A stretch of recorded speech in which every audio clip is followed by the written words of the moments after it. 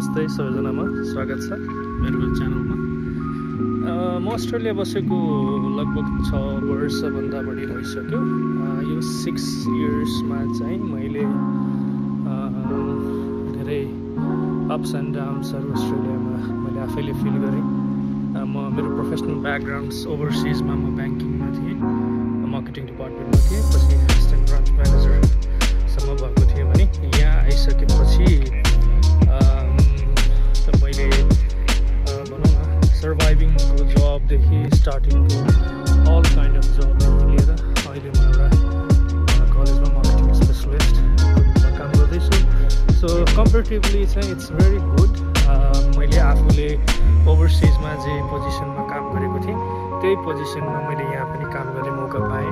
अहिले म यहाँ नर्थ सिडनी भन्ने ठाउँमा मजाले राम्रै जब राम्रै काम छ सबै कुरा गरिरहेको छु। So what I want to say, especially in today's video, is that तपाईँ यदि अस्ट्रेलियामा केही भनौँ न एउटा आफ्नो लाइफ सेट गर्न चाहनुहुन्छ, सेट इन्भाइरोमेन्ट्स अब प्रोफेसनली गर्न चाहनुहुन्छ भने you have to be very specific होइन।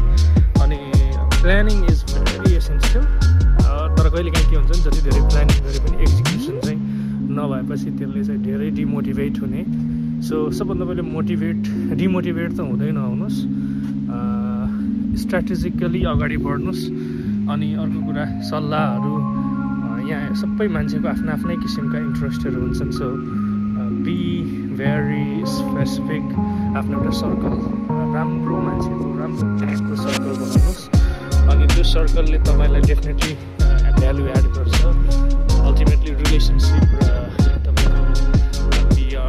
र कुराहरू नै यहाँ इम्पोर्टेन्ट हुन्छन्। तपाईँले रिलेसनसिपलाई राम्रोसँग मेन्टेन गर्न सक्नुभयो अनि आफूलाई पनि टेक्नोलोजिकली वाइज र हरेक दिन अपग्रेड गर्दै जानुभयो भने तपाईँ चाहिँ एउटा लेभलमा मजाले पुग्नुहुन्छ। सो यस त्यो हो। अब यो अब अरू कुराहरू भनौँ न, रिजनेबलका कुराहरू अनि त्यसपछि तपाईँको के बेनिफिट्स हुने, के बेनिफिट्स नहुने, के राम्रो हुने, के नराम्रो हुने।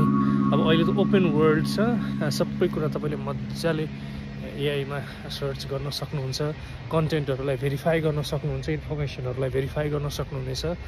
सो म अब तपाईँको लागि यो च्यानलमा सधैँ यस्तै कन्टेन्टहरू लिएर आउँछु र I'll start updating and uploading contents regularly.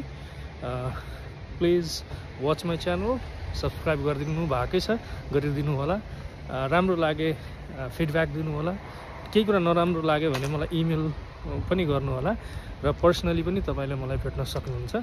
I am easy person. So see you till next time. Thank you.